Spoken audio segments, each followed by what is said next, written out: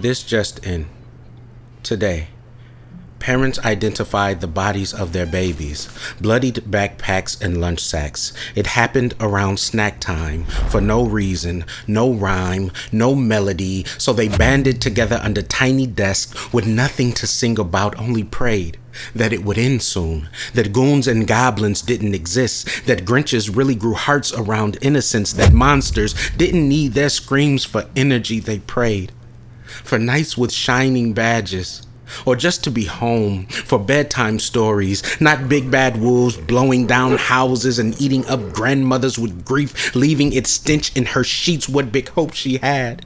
What big smiles and big eyes. Why are our lives so grim, so short and unfulfilled, so dim? I mean, what are we to do when monsters don't just show up on Elm Street when we fall asleep or on the 13th, but even in Vegas when Jason sings, or in Orlando dancing, or in Buffalo grocery shopping, or church meetings, or technically between classes in Virginia, Parkland, Columbine, Santa Fe, Marysville, or Oxford, or Sandy Hook, or in Aurora, watching a dark night become a dark night. We're becoming way too familiar with this dark now, right?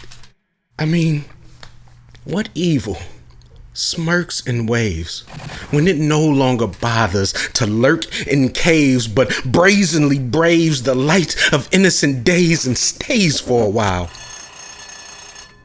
Comfortable, tauntingly flaunting its indecency before me, knowing it's before me, so I wait in line to check out or get changed, whichever comes first, but maybe that's worse, so I'm sorry that I'm desensitized. I'm sorry that my clouded eyes didn't precipitate a riot after news came, only moved on to the game, to the more mundane. I was just trying to stay sane, but it's not about me.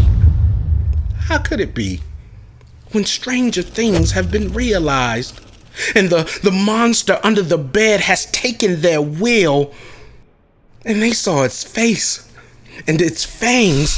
How can we send them back to sleep? How can we return them to their rooms and expect them to behave, to be braver than we could? Because they say children are brilliant, are resilient, covering themselves in the blood of their peers, pretending to be dead, still and silent, trying not to breathe until the monster leaves. And we expect them to believe when we say everything's gonna be okay. But what's a pep talk to a pistol? Why is there red tape around our hate and yellow tape around our love? Is it above our pay grade since we don't day trade lies for profit? We don't understand? Can't comprehend the profit and loss statements? Just accept these sympathies and pasteurized promises we found. But when the winter came, who was around? After sweet dreams were sullied and placed into the ground. Now what am I to do?